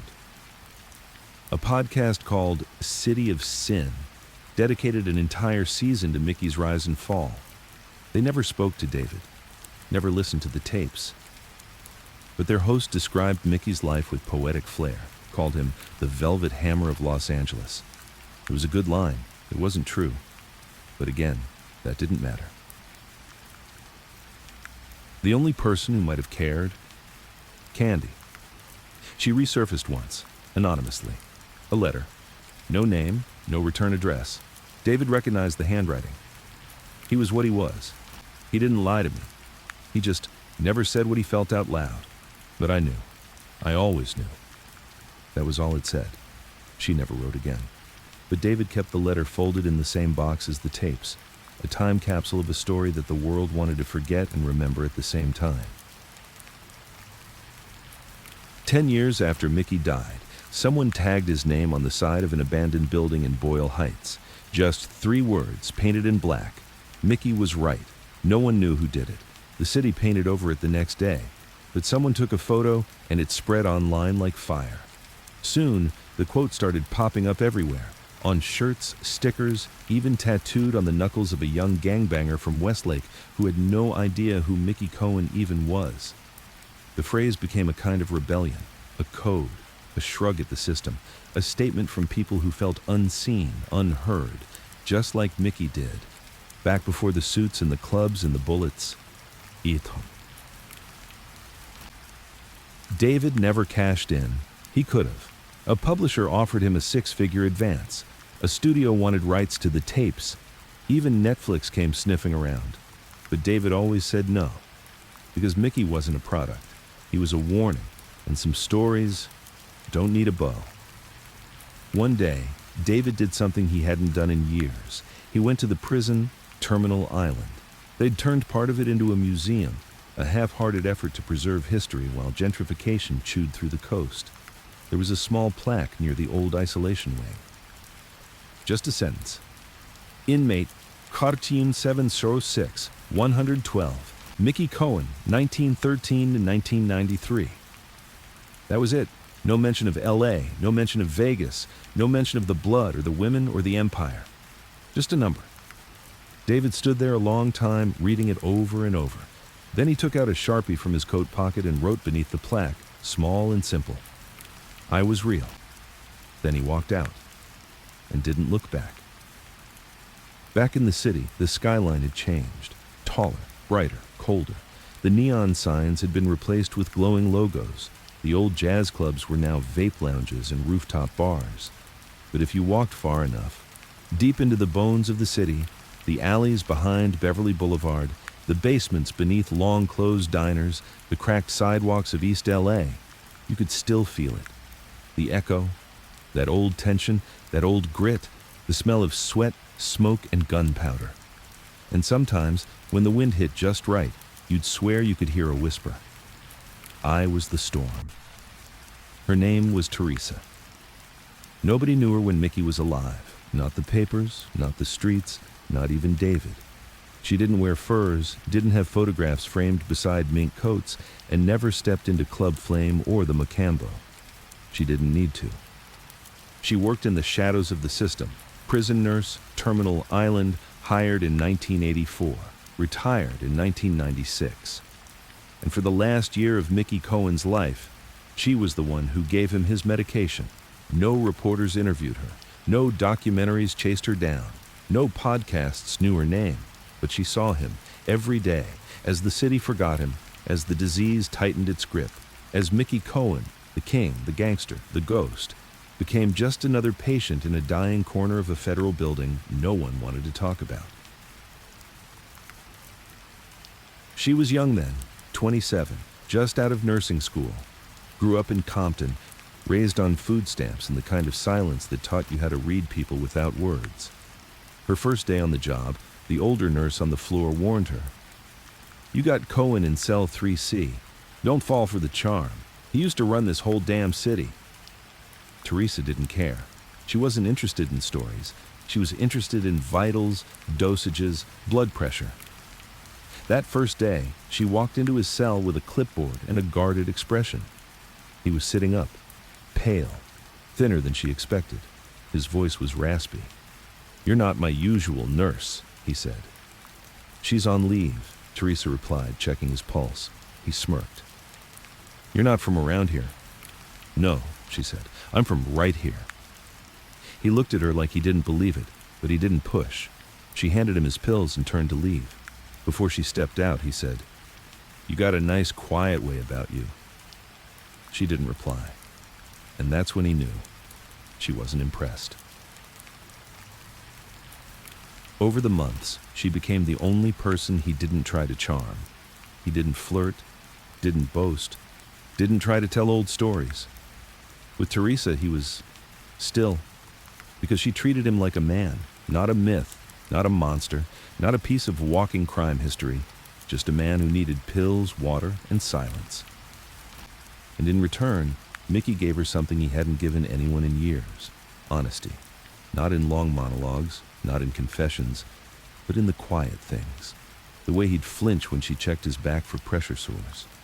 The way his hands trembled when she handed him water, but he pretended they didn't. The way his eyes lingered on the window, even though it just showed a wall. He never said it out loud, but Teresa understood him. One afternoon, he spoke while she was wrapping a fresh bandage around a wound on his thigh. "Do you know what it feels like?" he said. "To be the last one left?" She didn't answer, so he continued. "They're all gone now. Johnny, Nino, Bugsy, even Candy." Teresa finished the wrap and secured it. He looked at her. "You think that makes me the strongest? Or the most cursed?" She met his eyes. "Neither," she said. "Just the slowest to go." Mickey chuckled. "God damn, you're cold." "I'm honest," he nodded. "Good. I like honest." There was one day, just one, when he asked her to stay longer than usual. He was coughing more that week, breathing like there were nails in his chest. She brought his medication, set it on the tray, but instead of reaching for it, he looked at her and said, "Would you do something for me?" Teresa stood still. Mickey reached under his mattress and pulled out a small, crumpled envelope. Yellowed, bent at the corners. Inside it was a photograph. Faded, Candy, smiling but not for the camera. Hair pinned up, a cigarette between her fingers, eyes soft. He held it with both hands like it was a holy thing. "She was the only one who didn't want anything from me." Teresa said nothing. "She just wanted me to stop," he said. "Not even to change, just to rest, to be quiet." Teresa nodded slowly. "I think you're finally doing that," she said. He stared at the photo a long time. Then, after a moment, he handed it to her. "Burn it," he said. She blinked. "Why?" He coughed. "Because memory's too heavy, and I'm done carrying." Teresa didn't burn the photo. Not then. Not ever. She kept it, tucked in the back of her nursing file, between certification papers and old schedules. Not because she admired him, not because she believed him, not because she wanted to sell it, but because no one else had been given it. And Teresa had always believed that when a person handed you something personal, a truth, a wound, a final request, you keep it safe. When he died, she was the one who found him. Not the guard, not the doctor, her. He was sitting up in bed, back straight, hands folded, eyes closed, almost like he was meditating. And for a moment, Teresa thought he was faking it. But when she touched his wrist, there was no pulse. Just cold and quiet. She didn't cry, but she sat beside the bed for a long time. Not out of grief, but out of respect. She didn't know his full story, didn't want to. All she knew was that he died without anyone left to remember him as a man, so she did that for him. Just once. In 1996, when she retired, she packed up her things and walked out of Terminal Island with one photo and a worn journal she started keeping during Mickey's final year. Not a biography, not a memoir, Just a private log of observations. Details no one else bothered to record. His vitals, his moods, his dreams, his silences. She called it The Quiet Days of Mickey C. It never left her home, never got published, never got digitized. It sat on a shelf above her kitchen sink in a small apartment in Pasadena, between a bottle of olive oil and a cracked salt shaker. Sometimes, when the night got quiet and the city felt like it was holding its breath, she'd take the journal down, flip through the pages, and read his final entry. He slept last night. The first time in weeks, no murmurs, no thrashing, just steady breath. I think it's coming. I hope it's peace. Years later, when a film student knocked on her door, asking for an exclusive interview about Mickey Cohen's final days, Teresa just smiled and said, "You're too late. The last person who really knew him is already dead. I just made sure he didn't die alone." Then she shut the door, and never opened it for anyone asking about Mickey again. The boy's name was Marcus Hall, 17 years old. Lives in South Central, 2 blocks from where his father was shot 5 years back. He's got a bike with 1 working brake, a cracked iPhone, and a mother who works doubles at a nursing home to keep the lights on. Most days, Marcus rides downtown after school. Not for fun, not for friends, but for quiet. There's a library tucked between a deli and a bail bonds office. No one goes there. The chairs squeak, the lights flicker. But it's the only place he can sit without noise, without the hum of survival pressing down on his shoulders. He reads there, not novels, not textbooks, newspapers, old ones, microfilm stuff, crime sections, obituaries. Archives with yellow-tinted headlines about a version of LA he's never seen, only imagined. He doesn't know why he's drawn to that part of the past. Maybe it's the chaos. Maybe it's the idea that once this city belonged to men who didn't care what anyone thought of them. Maybe it's just because he's angry, and those pages feel like rage with a purpose. That's how he finds Mickey. Not in a biography, not in a classroom, but in a newspaper dated July 2nd of 1993.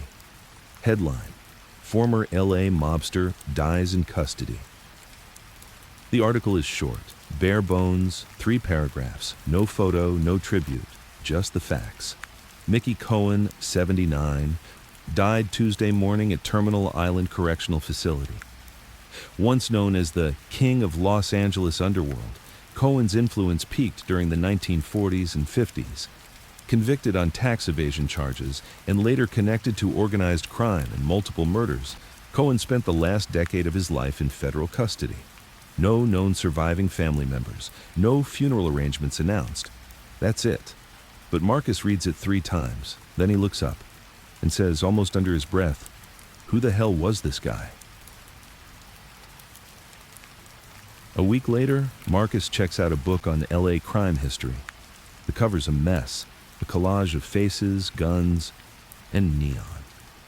He skips past the drug lords, the Hollywood scammers, the cults. He's looking for the name now. Cohen. He finds it on page 118. A black and white photo, sharp suit, thick brow, cigarette dangling, eyes like he's already bored of the room. The caption: Mickey Cohen, photographed in 1949 at his Sunset office. The gangster who dined with movie stars and buried his enemies in unmarked graves. Marcus stares at the photo a long time, because there's something about Mickey's face, not the power, not the cool, the emptiness, like he's already seen the ending. He spends the next month digging. He learns about the clubs, the arrests, the violence, the trial, the feds, the fall. He finds out about Bugsy Siegel, Johnny, Candy, even finds a reference to a young writer who recorded Mickey's final interviews, but never published.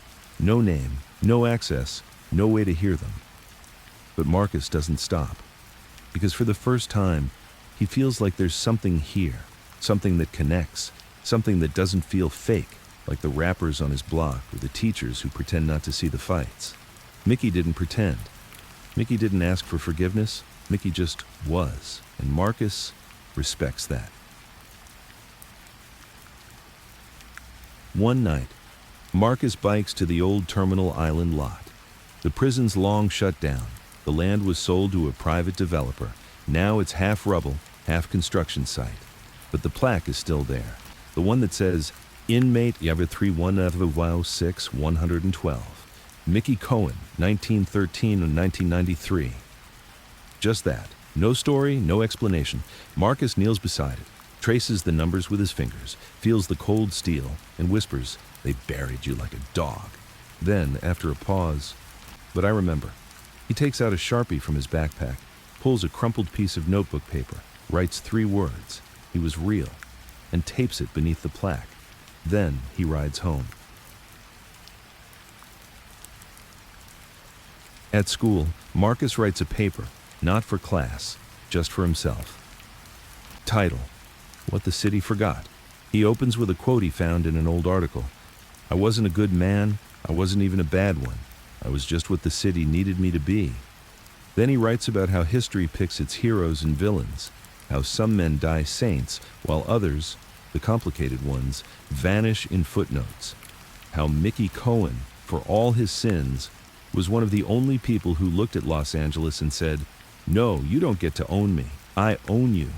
And how that is power, real power, not money, not respect, but being unignorable. A teacher finds the essay, reads it, sits Marcus down, asks if he's okay. Marcus shrugs, says, "Yeah, I'm just tired of everyone pretending." The teacher doesn't understand, but she lets him go. Later that year, Marcus enters a writing competition for inner-city youth. He submits the essay, he wins, gets invited to speak at a community event downtown. The crowd is small, mostly other students, a few teachers, no one important. But when Marcus gets up to read his essay, the room goes silent. He doesn't stutter, doesn't smile, just speaks, calm and sharp, like the man he wrote about. And when he's done, no one claps right away, not because they're bored, because they're thinking, because for a second they saw something bigger, not Mickey, not Marcus, but the space between them, that tension where a city forgets a man and a boy remembers. After the event, a journalist approaches him, asks if he wants to publish the essay online. Marcus thinks for a second, then says, "Only if you tell the truth, not just about him, about what he left behind." The journalist agrees. 2 weeks later, the piece goes live. Title: The Forgotten King, Why Mickey Cohen Still Matters. It goes viral, at least in the local world. It sparks arguments, debates, criticism. He was a killer. He was a misogynist. He doesn't deserve a legacy. This kid is glorifying violence. But Marcus doesn't flinch, because he never said Mickey was a hero. He just said Mickey was real. And in a city where everything is fake, from the smiles to the politics to the gentrified coffee shops on Crenshaw, that matters. One day, a package arrives from Marcus, no return address. Inside, a box of cassette tapes, labeled by hand. MC, Confession. MC, Confession 2. MC, Confession 3. All the way to 19. And one note in handwriting so old it shakes. "You wanted to know who he really was. Now you will. D." Marcus doesn't know who sent it, but he knows what it means. The tapes are real. He finds an old cassette player at a pawn shop, plays the first one, and hears Mickey's voice. Low, cracked, dry. "You still want the truth, kid? Then stop treating me like a tragic figure. I wasn't tragic. I was the fucking storm." Marcus smiles. Because now, he understands. Marcus sat cross-legged on the floor of his bedroom, headphones over his ears, fingers hovering above a yellow legal pad. His phone buzzed beside him. Texts from classmates, group chat noise, some meme someone posted about prom night drama. He didn't answer. The cassette deck clicked softly beside him, and Mickey's voice cracked through the static. "This part you won't find in any file. They won't put it in the papers. They'll bury it, like they did me." Mickey sounded tired, like a man recording his own tombstone. Marcus leaned in. Every word felt like a secret passed through time. "There's a price to being real in a fake city. I paid it every day, in blood, in silence, in names I can't forget. And now I got no more names." Just the one they'll argue about when I'm gone. Marcus clicked stop, stared at the wall for a long time. He had listened to every one of Mickey's tapes, 19 in total, confessions, regrets, violence, grief. Not just a criminal's history, but a man trying to make sense of what it all meant. And now, Marcus had to decide what to do with it. The first thing he did was write. No filters, no rules, just a pen, paper, and truth. A memoir that wasn't his, titled simply Cohen. It wasn't a biography, wasn't a defense, wasn't an expose. It was a translation. Marcus took Mickey's words and crafted them into something the world couldn't ignore. A voice too raw to dress up, too loud to cancel. He quoted Mickey directly, often. He filled the space between with his own thoughts about LA, about power, about legacy. He talked about how some cities are too big to love you back, how history erases the uncomfortable men, how Mickey Cohen lived and died with open eyes. Never a saint, never a victim, just a man who refused to lie about who he was. The writing took 6 months. He worked at night, under a dim desk lamp, while his mother slept in the next room and the sirens passed by the cracked window.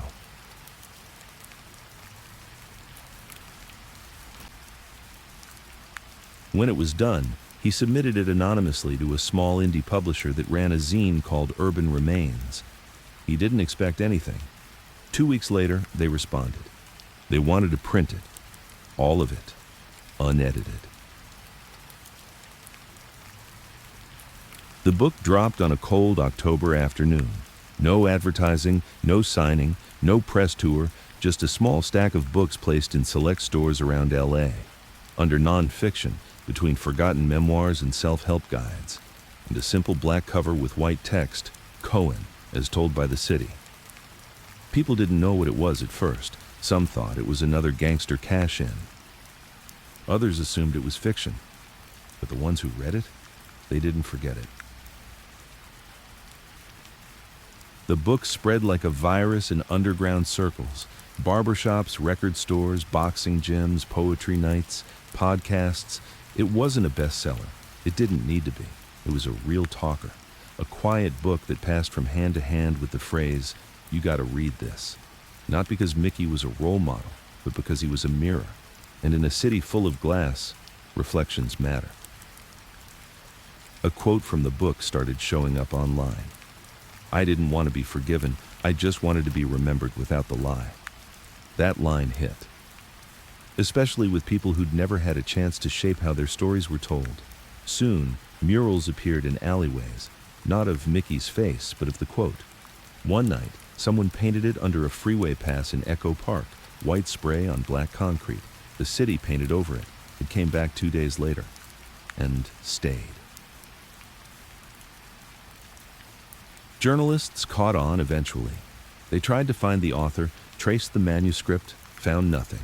Until one intern for an alt weekly traced the cassette recordings back to David, the writer who'd interviewed Mickey in prison, a man who had long since moved to Oregon, living quietly, off-grid.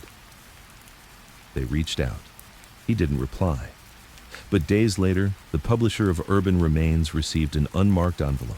Inside, a handwritten letter, 1 page. It read, "I gave the tapes to the only person who listened like Mickey deserved. The only person who didn't ask for a clean ending. Don't credit me. Don't rewrite him. Let the kids speak. Let the city remember. D."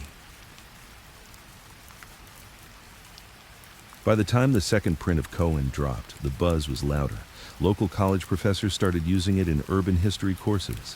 Community leaders handed it out at youth centers. Former gang members cited it in speeches to kids trying to leave the streets. Some people pushed back. He was a criminal. He doesn't deserve recognition. This glorifies violence, but Marcus had already anticipated that, and the book addressed it head on. If you only remember saints, you forget what makes a man dangerous. If you only condemn monsters, you lose the parts of yourself that survived by being sharp. Mickey was neither. He was honest. And we don't know what to do with honest men who made ugly choices. Then, a surprise. A woman reached out to the publisher. Old, quiet nurse Pasadena. Her name, Teresa. She had a photo, faded, of Candy, signed on the back, to M, the only man I couldn't fix. She also had a journal, one she'd kept during Mickey's final months. She didn't want money, didn't want attention, just wanted to give it to the person who had finally listened. Marcus read it cover to cover in one night, and wept. He added it to the third edition of the book, the final chapter, titled The Quiet Days of Mickey C. It included Teresa's notes, her observations, her silences, her humanity, and it ended with her final sentence. He died alone, but not forgotten, because I remembered.